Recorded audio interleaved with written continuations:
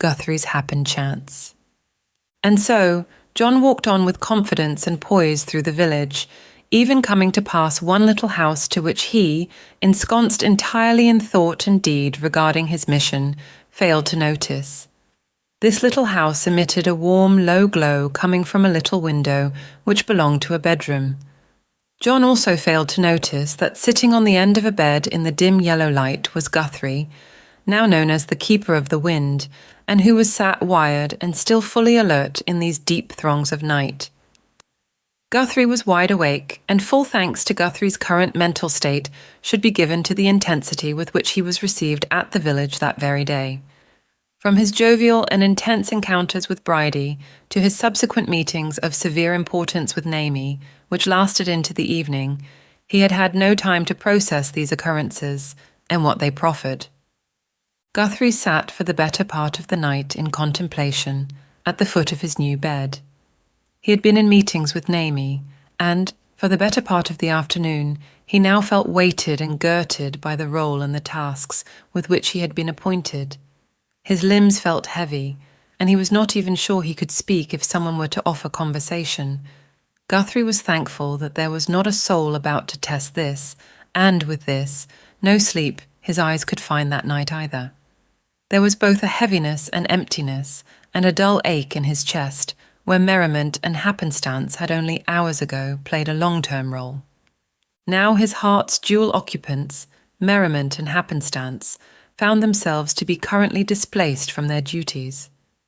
Even here, in the village of Naeme, this place of virtue, goodness, and effervescence, unease could still be found, and it well and truly found Guthrie that night.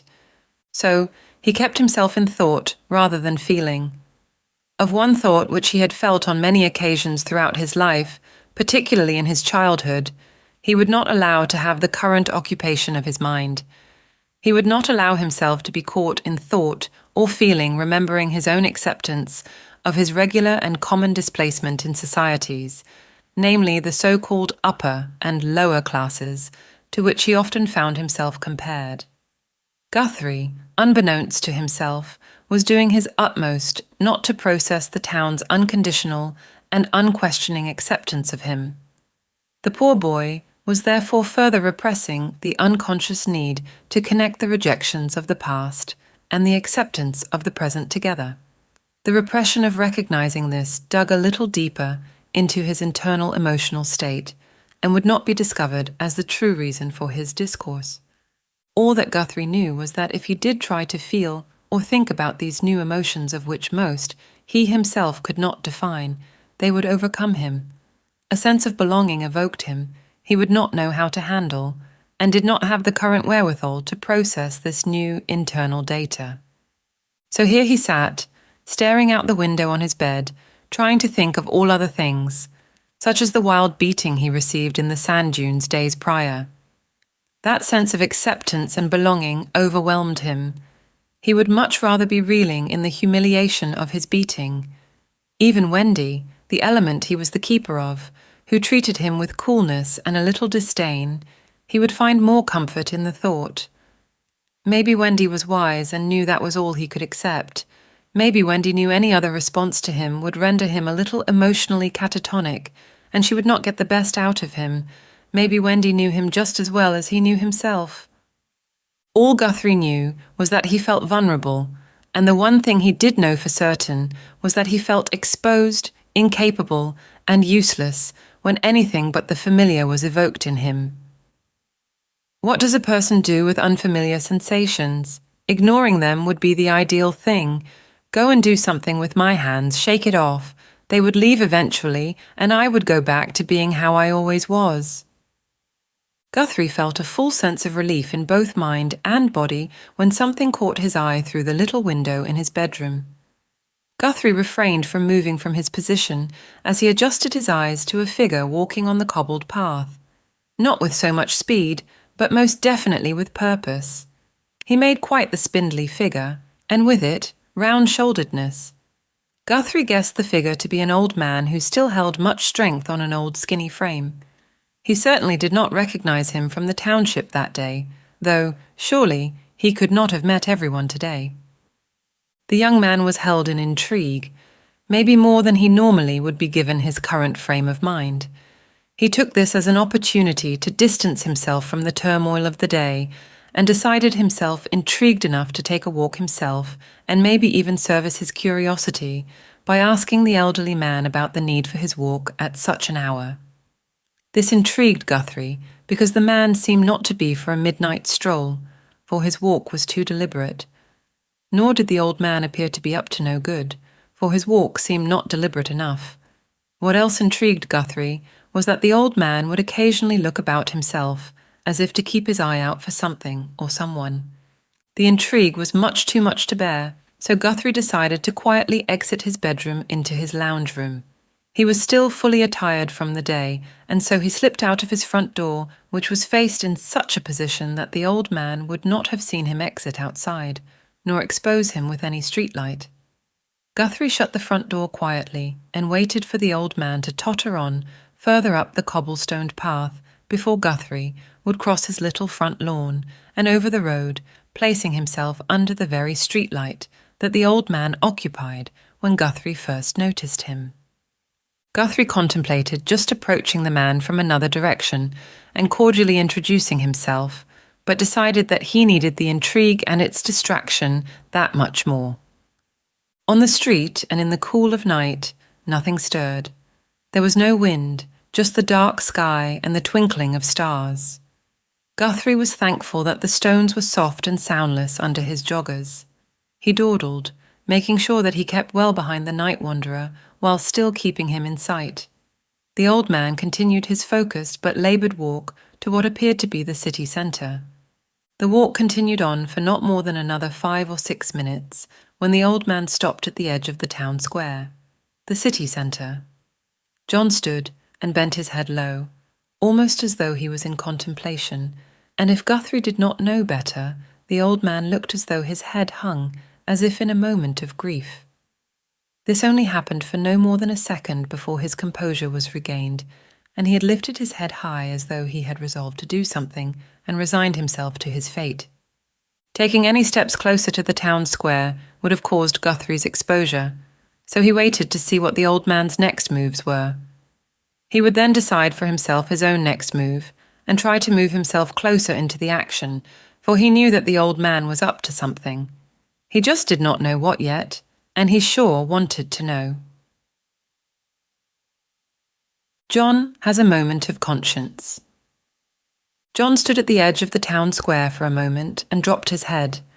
A quiet sigh came from his chest to his lips as he hung his head in a moment's compilation. It had taken John over half of his life to learn to trust his gut instinct on issues and follow up on his own instincts. He had some gut instincts now, and he felt a little unease in his stomach. Something was off about the night, and he was feeling a little unsure about his task, but could not put his finger on why. He could feel it in the air. It felt like a monitoring, or a warning, but he could not discern it. This would be the first time in over 30 years he would not obey his gut instinct. John knew what was at stake for himself and refused to recognize himself as a pawn, and instead recognize himself as a man with not much to lose, but a whole damn lot to gain. Guthrie's Happenchance continues. An old man standing alone in a town square in the dim of a streetlight had given Guthrie pause to continue closer. The air was strong with the scent of contemplation, and something in the way the old man stood and held himself told Guthrie that the old man knew there would be consequences if he was to proceed further on his walk tonight, and that if the old man went any further in his quest, there would be consequences for which he could not return.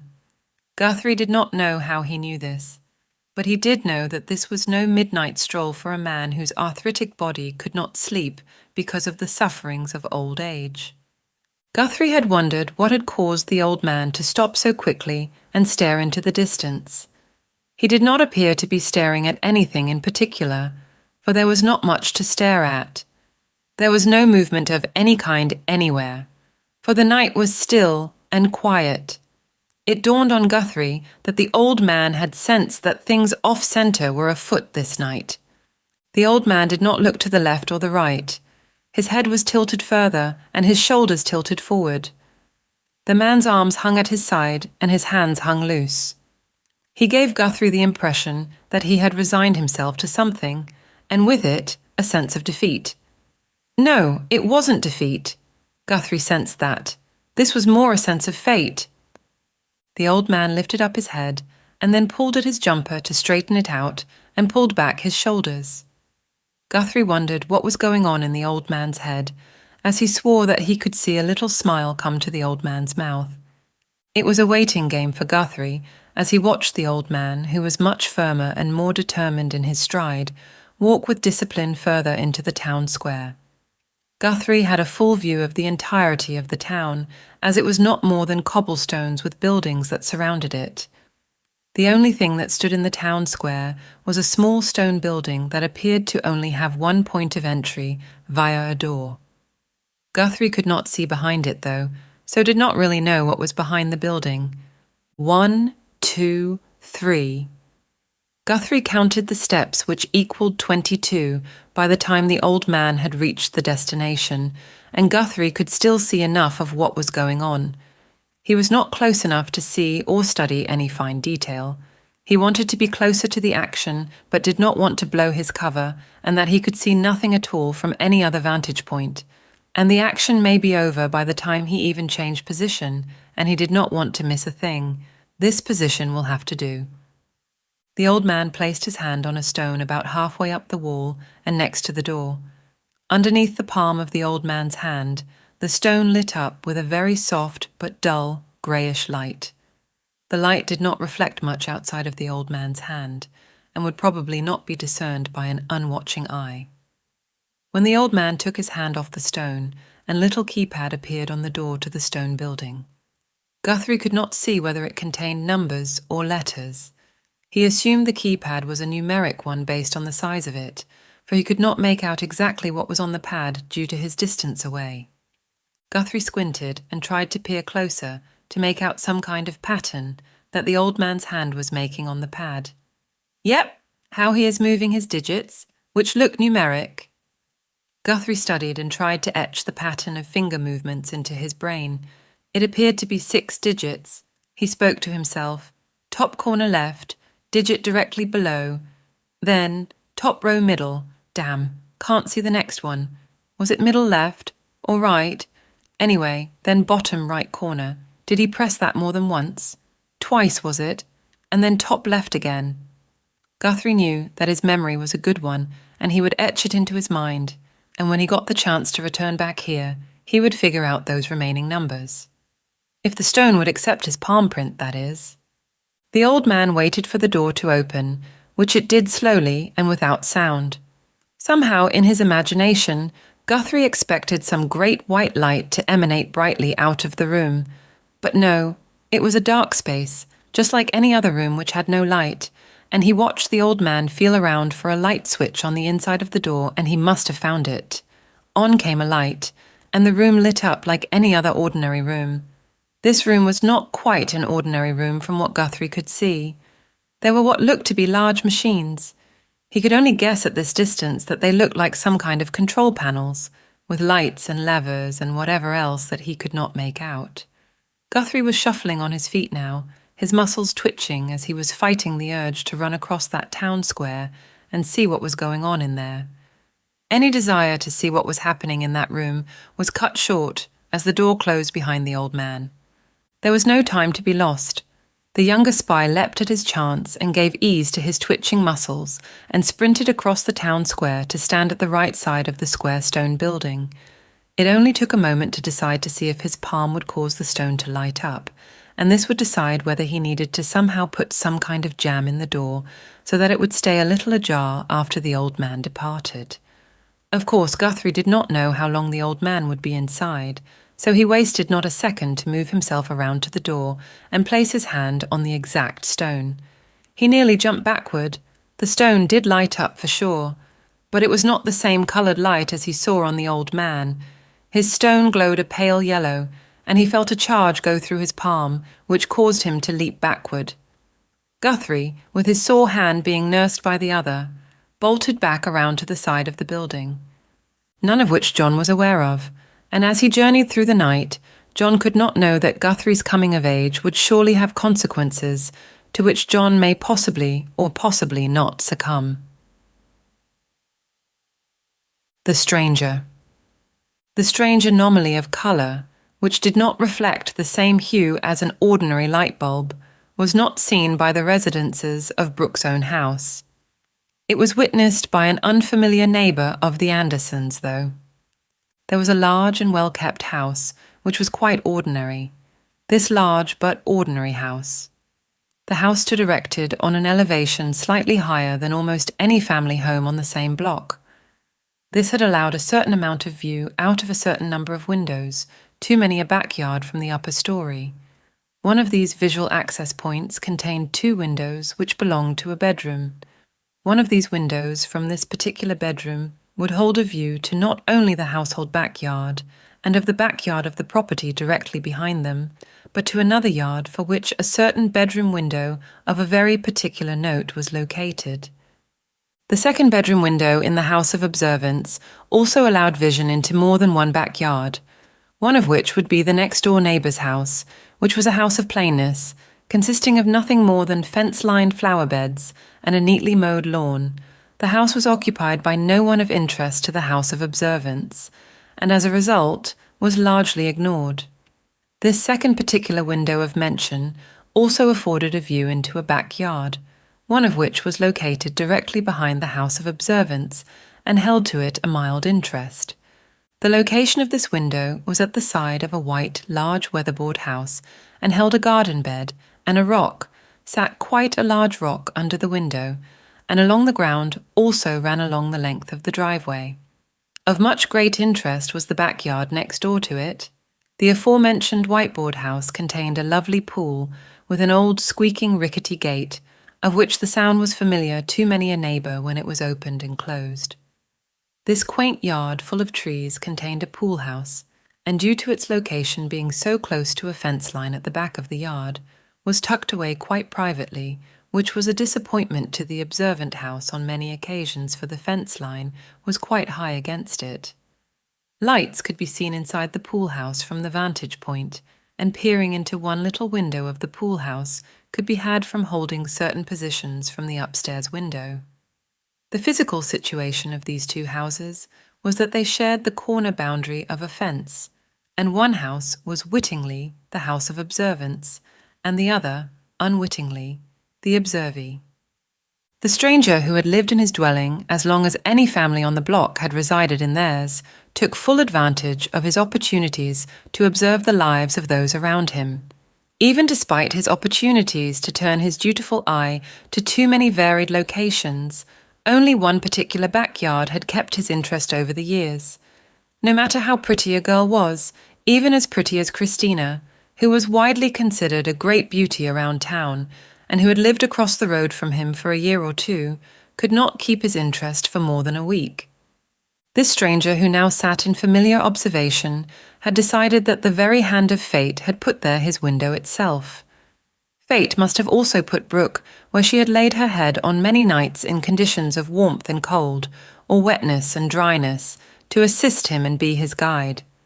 Aside from observing her in atmospheric conditions, he had observed her too, in this, her very own bed, donning postures of elation and despair, and in an assortment of many various mental and emotional conditions. The stranger was now sure of his own reasoning that she was his stimulus in life. It had certainly, of his existence, felt that way. Thanks to his observances, the stranger believed that she was the catalyst for being responsive to the human condition. To feel what he did not think he would be able to, because of having heard her laugh that first great and terrible day, and with it, his own responses were ignited. He could feel her within himself every time that she expressed herself, and this was not enough any more. The stranger knew he was losing patience with the whole situation. He could not even really remember if he felt much before Brooke. His own age had been young, and his memories of the time before Brooke were weak, and he was now frequently wondering what his internal life and his external world would be like had he never known her at all. Even though he no longer fully occupied his old bedroom, he had made sure his parents had left it untouched. He also used the excuse of its close location to the town centre as a reason to continue to frequent it and stay near Brooke, for she was home to him. Now here he sat. His bedroom window had a full, completely uninterrupted view into Brooke's room. He had watched her from afar for so long, and since they were children. It frequently occurred to him that she never seemed to be aware of the house on the hill on the adjoining corner fence behind hers. The yards were large, though, and he guessed it never concerned her. Previously, when his curiosity got the better of him, he had sat on her bed and in her bedroom alone on more than one occasion, and it was true that her room did not really possess any observance to his own room. Such was the positioning of the window and the disturbance of a few large trees, which to his memory had never been cut back, had blocked any upward visual trajectory. He could see down to her, but she could not see up to his windows. Brooke and the stranger. Today he worked from home, his parents were away overseas, and he took the opportunity of knowing she was home this afternoon. The stranger knew Brooke's movement by heart. He tried to concentrate on his work in vain, but he knew he could not. He had sat watching Brooke on the back step, huddled over her knees. She seemed despondent. He noted her wiping at her cheek and sipping her water. Moments later, he had watched her lift her head up and tilt it. He watched her watch someone emerging from the pool, a tall, thin, ethereal figure. He had watched but could not hear the interaction between them, and then sometime later they had entered the pool house. The interaction had ended with the pool house lighting up with a silver light, and then sometime later Brooke exited the pool house, her arms folded tightly and her head bowed. He knew that she always walked like this when she was plotting something with which she was not entirely comfortable. The stranger had on more than one occasion thought about crossing his self-imposed boundaries and listening in on her. It was getting more difficult not to tap into her world for more than the observance. He could do so in no time at all, and he could easily convince himself to do it for her protection, and that he was watching out for her, which would be true. He knew it to be an even greater violation of what he had spent the best part of 20 years doing, which was ensconcing himself into her world without her having a single idea about it. Even though he felt that he knew her more than she knew herself, it somehow seemed harder than ever before to even talk to her. He watched as her bedroom light went on. Blinds were up like normal. It must not bother her, because her room could not be seen from the street because of a fence blocking the front of the house from the back, and it was rare that this part of the driveway was ever used. Thinking she was in complete privacy and being understood, she didn't know he could not see his house from her window. He wanted to ask her to close the blinds when she changed. She was not changing now, so he kept watching. She put herself onto her bed and huddled, and she lay for a long time, and he watched her lie for a long time, and he wondered a lot. After a time, Brooke Anderson lifted herself up off of the bed and pulled a backpack out of her wardrobe and packed a bag. The stranger felt his heart thump a little in his chest. He recognized the bag as her waterproof backpack, and he had seen her take it with her on more than one of her expeditions.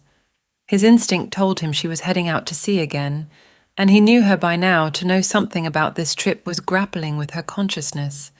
It triggered in his thoughts that he did not want to think. His focus was on when Brooke would move, not if she would. He had wanted a line of work that would take him wherever she was, and so he got it. He knew that he could work anywhere, until now. The stranger guessed that he probably could not work where she was going, though. He ran his hands over his hair and shook his head, shaking off the thought. Now, he had an unknown threat. No, it was an obstacle, that is all. Just an obstacle. He had not banked on her running off into some oceanic otherworld. His worries were a bit more of the mundane kind. Her meeting and shacking up with someone were constantly on his mind these days, too. He knew how much interest hovered around her, even if she was oblivious to it all. It was not only the strange happenings in her life that intrigued him to a distraction, but it was also his inability to communicate with her, even just say hi. He had no problems with anyone else in that regard. and had easily had a girlfriend or two, and could have kept them if he wanted to. It was Brooke. It was always her, his only one. From the time that he had first seen her when they were children, in her little flower dress, laughing and dancing and running in the backyard. He had heard her from his own backyard, and thought she sounded like what he imagined an angel or fairy to sound like. From his own backyard, he ran upstairs and saw her from his window with his little binoculars. Her hair was bright and messy in the sunlight as she brushed it off of her face, and she smiled, her 2 front teeth missing, and she had the prettiest eyes he had ever seen. Ever since then, he had watched and loved from afar as they grew up, and his intensity for this one-sided relationship was only deepening and not getting better. It just wasn't getting better, ... it quote s, only getting worse. It was not enough just to observe anymore. The stranger wondered what he was going to do about it. He went for a run and see if he could not settle himself down. He might even catch up with the boys that usually settled him down, even if a very long jog didn't. And then things went bang. It seemed that the old man was in that room for no more than a minute or two, and this had been enough time for Guthrie to have put a small stone at the bottom of the door frame, hoping this would create a door jamb. After its placement, and not a moment or two after Guthrie hid himself at the side of the building did John exit, he walked with a purposeful, though heavy-handed, stride. He looked as though he wanted to leave, and wanted to leave quickly, and not look back, which he did not. Guthrie waited for the man to be out of sight before he made his move. The little stone appeared to have done its trick, and Guthrie did not need to employ his hand or memory to enter into the little building. The first thing that struck Guthrie was the smell of must, the kind of smell that came from dust rather than old air. Despite this, Guthrie made sure that the door was shut firmly behind himself as he felt the wall for the light switch. He could hear the gentle humming of machinery and computers before the room was alight. As he continued to find the light switch, which was hard to locate, mainly due to his attention being fixed on the computer mainframe that lined 3 out of 4 walls of the room. Lights flickered on the various computers, and each machine was encumbered with multiple buttons and levers, and each of these machines contained monitors, some of which were blank, and others had various lines and dots running across the screens, which Guthrie assumed to be coding. He found the light switch, and just like when John turned it on, it lit the room up as any normal ceiling light would do. "What the old fella be doing in here now, then?" Guthrie looked at the remaining wall, which was behind, and contained the door with which he entered. It held a small square table and 2 kitchen chairs, and next to the table in the corner, a small white fridge stood. Curiosity got the better of Guthrie, and he wanted to know what was in it, particularly because the room was so dust-ridden. What could possibly be stored in there?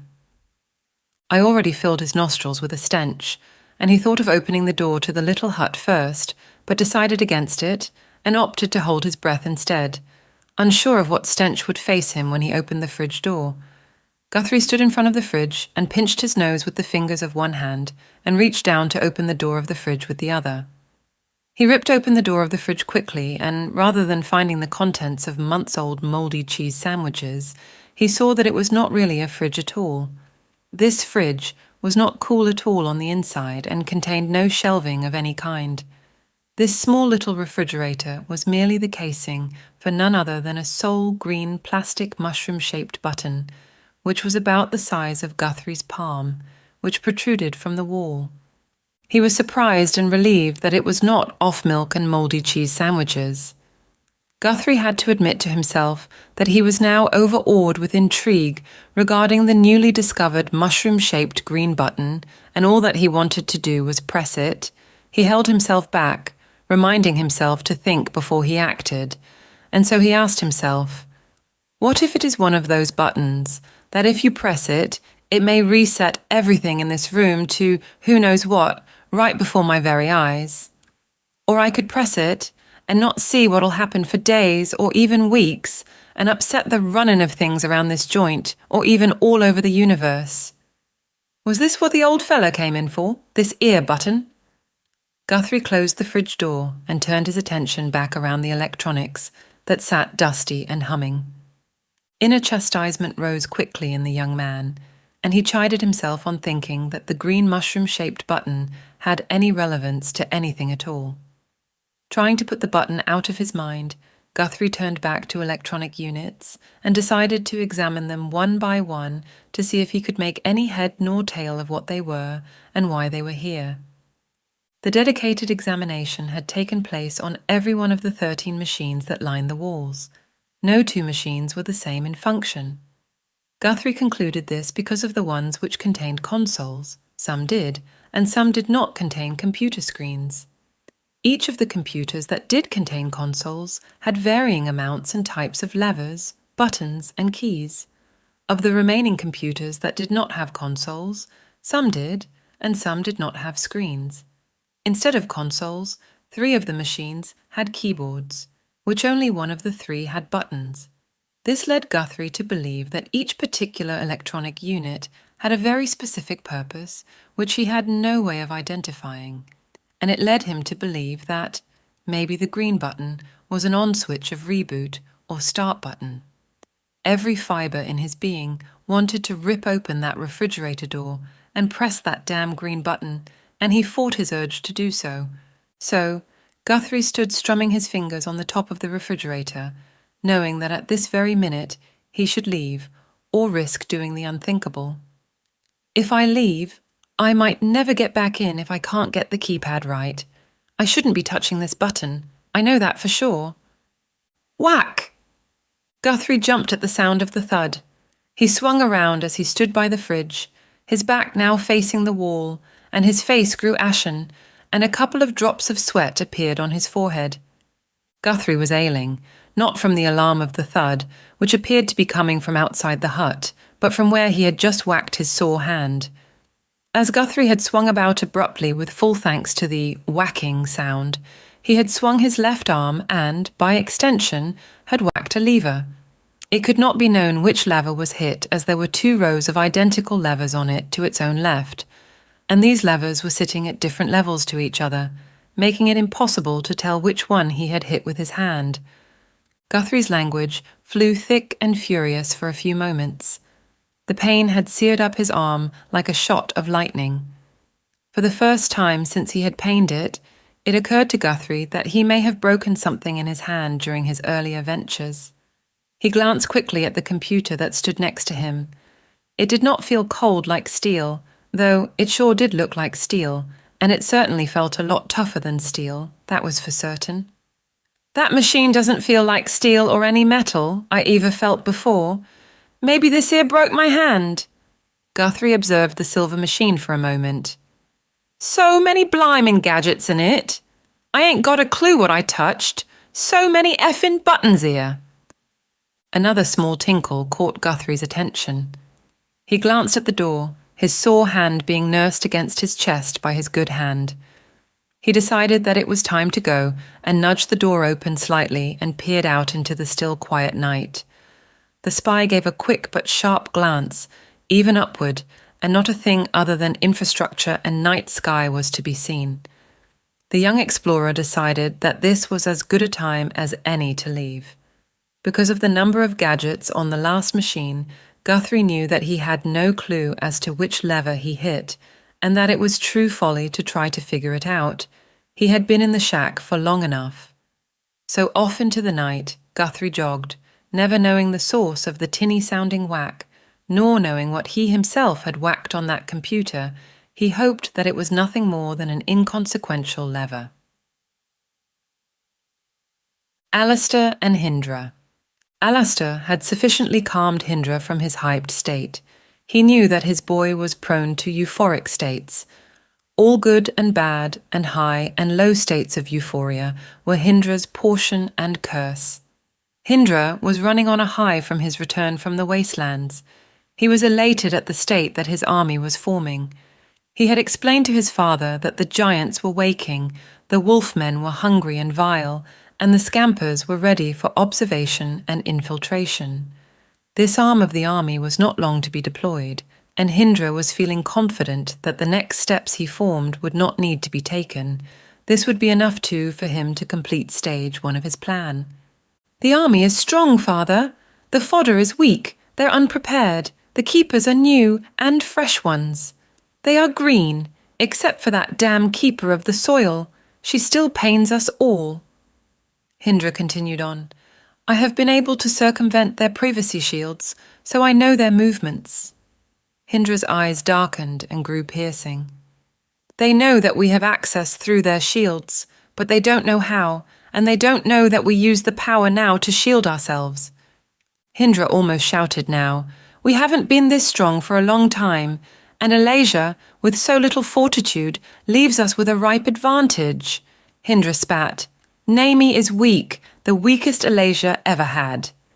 Hindra breathed in a low, breathy voice of which Alastor could smell the stench of fresh rat. He breathed, "Victory has such a sweet scent." His steely, pale blue eyes glared into his father's own, his sentences changing as quickly as his thoughts. "The lungs of the operation are burning and pulsating with force. The smoke burns thick and high. We should be ready in 2 months to release forces. Be ready, my father." Alastor, unmoved, watched Hindra. Composure was never an adjective used to describe his eldest son. Theatrical was, though. He had been this way since taking his first words, which Alastor recalled were, "Burn them." His boy had been remarkably young when he first garbled those words. They were not unintelligible either, his enunciation perfectly adequate to be understood. Hindra had been giggling as he spoke to them, Alastor recalled. He was bouncing around in his chair, and his chubby little arms and legs were moving excitedly at the spectacle before him. It was Hindra's first time seeing a live burning, and he knew that his son had remembered it too. He remembered that his wife had thought the child was too young to be privy to such things, and had objected to it. Alastor had taken the youngster anyway, and was elated at his firstborn's response to the procession that he was jovial for a good week straight. So jovial, in fact, that he had commanded a live burning for each night for the next week, and he kept his son in tow for each one of them. And each time the child was full of joy and glee at the sights of the flame, and the sounds of the screams, and that supreme smell of fresh young flesh. He never said more than those 2 words, "Burn them for many, many months," but Alastor could not care. His firstborn was on his way to receiving his father's legacy, and his son could go further than he ever did. Alastor had known it from those very early months. This ruler was relishing in the joy of his child, his heir to the rulership of the Alcactans, and eventually Alasia, though he scarcely dared to dream of the cosmos. And now, these years later, he watched as his heir worked, and he had surpassed the intelligence and tenacity that he himself once had possessed. That fire that Alastor held had been on a continual dwindling, mainly because of his wife. That splendid, marvellous wife of his, the person that had almost managed to turn him from his ways. Now that he was in his older years, he wished that she had succeeded. Those stubborn trifles of youth had him thinking that he knew better, though, and the fire took him in the belly that drove so many young men like himself into foolishness. It was his own folly that had cost him his heart, who was his very own wife. And all drive had left him on that terrible day, and he, on that day, lost his penchant for everything, including any desire for systemic domination. And so it was on the very fateful day that he lost his very own heart, which was his wife, that he knew without any doubt that Hindra, his firstborn, was the rightful ruler of R.E.Collins. It would take a few more years for Hindra to be ready, but a great and mighty king of the cosmos he would be. As Hindra grew from child to adult, he grew in intelligence, and he was gifted in the arts, sorcery, and all languages he outgrew. All of his peers, and those older and younger in these such things, as well as mastering most weaponry. He had completed all of his learning before he was even 13, and mastered it all by 22. Alastor had always considered Hindra to be the best of his mother and father, except he had nothing of his mother's character within him, and Alastor could see nothing at all of his mother in him, except his physical countenance. Both mother and son possessed exceptional physical beauty, a male and female physical version of each other. His mother had ultimately chosen a life of virtue, which she kept with no bounds in her latter years, but Hindra had no such burden of goodness to quell. He truly belonged to his father's side of the family. Alastor was sure that Hindra would not be the recipient of any such burden of goodness, or put himself in such a position which would require any part of himself to be quelled that would contradict his own destiny for unbridled rulership. Alastor knew that Hindra had watched the harnessing of his father, and had watched his drive for leadership dwindle, seep, and become weak over time, and vowed to be the master of his own ruling, and it was clearly paying off. This father knew as he stood before his son that Hindra had one destiny only, and that was masterful dominance. A very large sadness. Where the ground on the surface of the earth is warm, a quiet calm remains, and a little creature burrow into the ground and excises itself from the warm sunshine and the hot earth. It has decided that this place would be the ideal place to create for itself, deep in the ground, a burrow, a feat that it could manage at almost 50 kilometers an hour. The little creature would have a family soon, and the ground was fertile with insects, even in its barrenness, 3 days deep. It was a quiet place too, and free from all danger, and so the little creature began its quest. It burrowed and dug with happiness and veracity, and was gleeful in its duty. The creature dug quickly and deeply, scurrying deeper and deeper into the soil. The soil grew softer and damper, and under the surface it was, oh, so quiet, which delighted the little creature, and it continued on its quest for depth. "Dig and dig and dig!" sang the little creature merrily, and a quarter of a day into his digging. The little creature began to hear a stirring, or rather a rumble. Unperturbed, the little creature kept digging, the quiet rumble resonating ever so gently in his ear, but not enough to alarm the little creature. This only happened sporadically, and the little creature forgot about it, except that after a full 2 days of digging, the rumble moved from a distant sound to more of a loud thudding sound. It really was enough to doff the nerves of any creature, particularly ones who burrowed deeply for the specific requirement of silence. The little creature's nerves were a little shaky, and its nervousness was not helped because there the earth was rumbling too, and the path that the creature had forged was seeing tiny clumps of sand coming away from its walls. The creature stiffened and pooed itself where it stood.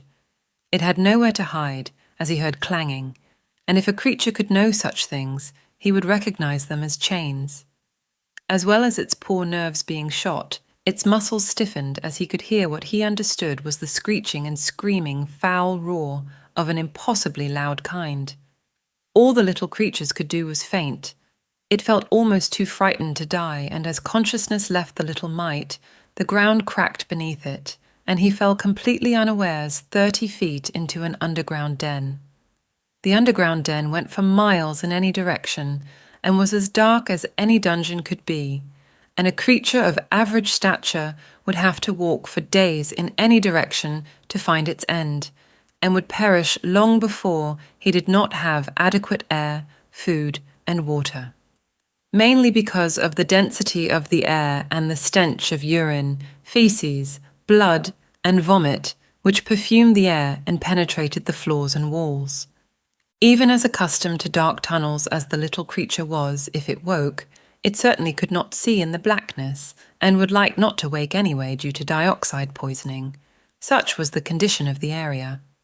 Unbeknownst to the creature, it had fallen into a percussion of giants, and was right next to one which possibly could be identified as a female because of its size in comparison to the other enormous giants that were present, and which was now in a perilous state. The giant thrashed about in its chains, its noises causing the dungeon in which she was housed to shake. Hairline cracks appeared in the wall near the foundations of the floor as her physical anguish languished in deep, guttural screeches. The reverberation of her shrieks ricocheted off of the walls and echoed back through the space. Her head turned toward her left, and her eyes formed tears, and she kept thrashing against her chains, the sounds at decibels too loud for a normal hearing to bear ricochet, and these sounds reverberated against the walls of the room, causing an echoing which were influencing the other sleeping but slowly waking giants. The mother was in grief and had only a short time before witnessing her young offspring be electrocuted and fry in its chains right next to her. Her young'un had started to pulsate with small motions which its mother had assumed to be wakening, and had not been awake enough herself for her instincts to register anything being amiss. The pulsating had quickened to a ferocious gyrating, and with it, and the mother still in a state of semi-consciousness had sniffed, recognizing the smell of flesh burning, and as she opened her eyes the first thing that she saw was white smoke flowing from the skull of the gasping offspring. Grief eventually subsided to sadness, to anger, and anger to revenge.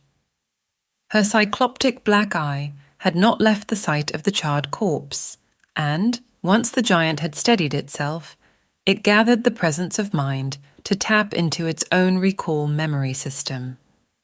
That single eye of the giant blinked itself twice in rapid concession, and a thin, sticky membrane covered the eye. That cycloptic eyelid blinked rapidly over several minutes as the giant remembered and focused on the smoke that billowed from the offspring's head. The giant relaxed its body and allowed the vision of the smoke to remote view in reverse. She kept herself as still and relaxed as possible as it allowed the events to replay in reverse. They kept back the flow of tears so as to not disturb her eye from emotive responses, and laid as still and relaxed as possible as her mind's eye felt the gyrating of an electric current through the offspring's body in its last moments of life to the moments before that as it lay peacefully in hibernating sleep. The giant smiled a little as she witnessed its pleasant dream of annihilating little humans by treading on them like little useless ants in the wasteland deserts of the Alkadines, and she laughed as her offspring laughed. The giant wanted to stay in this dream world a little longer, but knew she had to keep moving backward toward the source of the electrical current. Her mind's eye followed the current back into the air and up through the kilometers of cold dirt to the surface of the ground. A blue, invisible current, resembling lightning, surged from the ground and soared high above the desolate grey wastelands of the valley of Huxley. It swiftly raced eastward, over the woodlands, and into the heart of the village of Naeme. The giants watched as it entered a little hut and back into a strange and piece of metal of which the giant had never seen before. And her body gyrated a little in alarm, but it kept its focus as it entered back into that strange contraption and watched as a wretched little human had knocked something which had sent the sequence into motion. This was the first time a giant, or any creature that was not of Alasia, to have seen into the village of Naeme, since Hindra had broken through the invisibility shield of protection, and a witness of such a place and such strange objects stirred and alarmed the great giant. It had never witnessed such vivid colour or strange objects that it could not compute or identify, and was reviled at the sight. The creature itself could not know that viewing such imagery was due to a disdain of what it saw, or a jealousy of never witnessing or being a part of it for itself. It only knew that it wanted that Cretan dead, ripped apart from limb to limb, and the smell of blood on her hands and on her tongue. The giant screamed a high-pitched scream. Large clumps of yellow drool dripped through its teeth and slobbered over and down its brown, cracked lips. Green snot poured out of the large, flared nostrils that looked reminiscent of 2 holes in its head. The giant took no notice and made no attempt to clean up any slobber as her goopy, wet messes of yellow and green hit the ground with the sound of soft thunder. Every muscle and fibre in its body grew tight, realizing that what had occurred was at the hand of a human. It calmed its own body, which was on fire and burning hot by now, and focused on the physical attributes of the human who sat in its minds. It noted the human's vibrational movements, its colouring, height, and weight, its breathing patterns, and the black eye of the giant recorded in its own mind all that it saw regarding the human. The giant blinked once with deliberation and followed the movements of the human after the wretched thing had set things in motion. The giant watched as the human exited the building and made its way back into the night and back to its little house. In its mind's eye, it continued to watch the little human for a period of time over days, all in the space of a few minutes. The giant had thrashed itself around enough to loosen the chains and, after considerable observation and recording of its movements, the giant had given itself one last thrust and broke free from its shackles. And there was only one thing on its mind. It sat and glanced down at the corpse of the little giant Cyclops next to it, and it stood up on 2 feet, which shook the earth all around the compound in which it was housed. A little quiet, a little noise. Days had passed in the valley of Naeme, and merriment was the town folks' portion. Everyone, including Naeme, had been in high spirits, and no one really knew why. Life had been carrying on, and nothing seemed to have changed at all. There were no significant events or triumphs to celebrate. Naeme himself wondered if there was just a sense of security, because regardless of how new the keepers were, they were all in Alasia at one time. Brooke had arrived the day before unspectacularly and had integrated herself into the town nicely. She and Guthrie had been exchanging stories about his rescuing her when she was passed out, and Bridie had listened on with great intent. The 3 had been ensconced in showing each other the wares of their trades and shared tips and encouraged each other with their learning. They grew as they toyed together, teasing, toying, and bonding, all with a healthy dose of showing off and one-upmanship. It was often Bridie and Guthrie siding against Brooke, mainly due to water being an easy target to side up against. Their alliances would wax and wane with each other, depending on who would be the most useful for their own tasks of survival and dominance. Guthrie thoroughly enjoyed the fact that both girls would sidle up toward him as he could maneuver his wind to either blow out the fire or dry out the water. It was Bridie who was learning rapidly how to enforce her fire not to succumb to the wind or water, and she was grasping how to keep her fire at temperatures that would withstand water and keeping them at a velocity that would not be tempered by wind, and she was ecstatic with her accomplishments. It would be correct to assume that Bridie, the younger of the 3, had the most control and grasp, and it was true that she had been unofficially training for the longest time of the 3. Brooke seemed to have the most trouble gaining control, though she certainly had the power of the water under her grasp. It was quite commonly known that the wind was the most unpredictable of all of the elements, and therefore the most difficult to harness, for the wind has a mind of its own. Guthrie was learning about what he needed to do to put the wind under his command, and what he needed to do to get from the wind what he needed, and minute by minute, and hour by hour, and day by day, he was learning, growing, and mastering his task. It was quite a sight for Naeme to watch Guthrie, not just today, but over the course of months, harness his tasks. He had watched Guthrie in various states of disarray. Naeme currently watched Guthrie command the wind with the movement of one hand to blow Brooke's water to the cyclone itself, up out of the small golden pool in which it sat. The small gust of wind obeyed, but Brooke sprang into action and verbally shouted, a little too loudly to remain where it was, and commanded the water to form a molecular structure as solid as steel wall. And the water obeyed much too. The disgust of Guthrie and his face said it all. It was red, and a little shocked, and it left Bridie laughing and Brooke grinning triumphantly.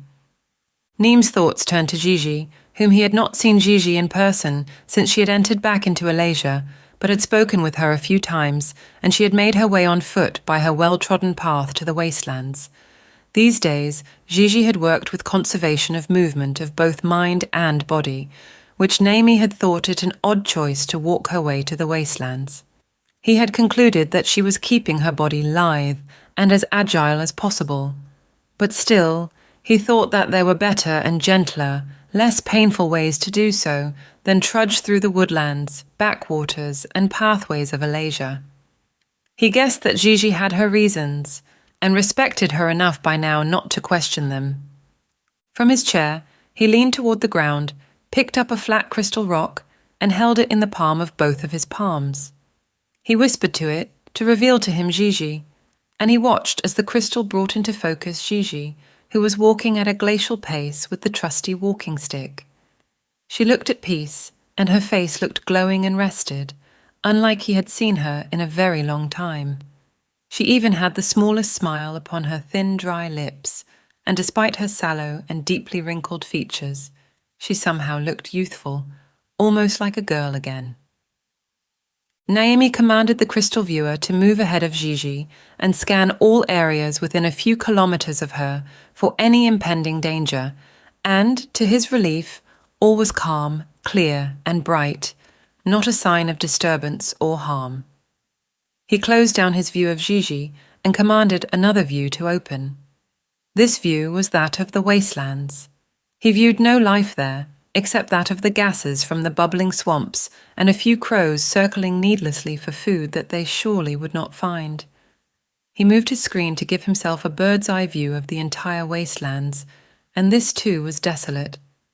Naeme thought it was almost too calm. It seemed almost too calm everywhere. With his screen still scoping from a bird's-eye wide-screen view, he continued to move the screen to show what was happening toward the west and into the desert lands. Again, there seemed to be nothing but a yellow desert, with its heat radiantly permeating off of the sand. Naeme kept scrolling the screen across, and he studied every inch of the screen as he did. He was looking for tiny signs of life, any movement at all that might indicate what was happening in dark places. Just as he scrolled one last scroll before he gave up, he jolted in his seat. An enormous mass had come into the screen. Even from screening the desert from such a distance away in his lens, the great mass filled the screen. This is what had alarmed Naeme the most. He was viewing this from at least 100 kilometers above, and what had come into view on his screen was massive. It was one absolutely massive giant. Such was the size of the mass that he could make it out. It wore a brown dress that was torn and holey and held staining so prominent as to look like a pattern. The creature had thinning and barely any hair on its head, but Naeme could not make out the face, which was tilted and looking a few steps in front of itself and looking toward the ground. The thing's arms hung low at its sides, and from what he could see of its fingers, it only had a few on each hand, and both were in tight fists. As the monster moved along the desert sands, its bare feet left excessively enormous foot and toe prints. Each toe was spread widely apart, and the heels left deep imprints on the ground. Naeme requested that his screen give him measurements of the monster that he saw on the screen and the depth of the imprints left in the desert sand. Naeme wanted to record every measurement of the creature, including the depth and breadth of every digit and even of its hair strands. His trusty crystal screen complied also with every diameter and weight measurement, also including the approximate weight of the attire that it wore and its material. According to the calculations of the crystal screen, it seemed to be made of a rare material bark only to be found in the Valley of Huxley. Once this rare bark had been turned into a garment of any kind, and it was placed on anything living, it could be removed, and the object therefore became the property of Huxley, or Huxley's rulers at least. If there was a known way to remove this garment, it was this realm's best-kept secret. To Naeme, who had heard of such a giant, but never considered one to be in actual existence, concluded that this had to be the handiwork of Alastor. Naeme just had to figure out the purpose for which the giant had been released. Naeme kept his eyes glued on the screen and watched. The giant was not heading east in their direction. It appeared to be heading due north. Now, Naeme had to ask why. Naeme got up out of his chair, with his eyes still fixated on the screen, and he walked to his house, only not before he tapped on a tree with his own secret code. Even before fully entering his front door, Allura greeted him as she stood leaning against a wall with one leg crossed over the other. She was eyeing Naeme with a cocked eyebrow. Naeme's eyes never left his screen as he addressed Allura. "This is an extraordinary thing. What do you know of it?" Naeme rightly assumed Allura knew of what he spoke. "I know that there is an army of them somewhere in the deserts. They are deep underground. The Great Spirit says that this one is not supposed to be loosed yet, and its course is not a kind one. It has been awoken out of turn and before its time. This is due to young Guthrie, that keeper of the wind is the innocent culprit and the one this aggressor seeks. Naeme arched his eyebrows and shifted his gaze towards Allura, a hint of surprise mixed with shock evident on his face. "Guthrie?"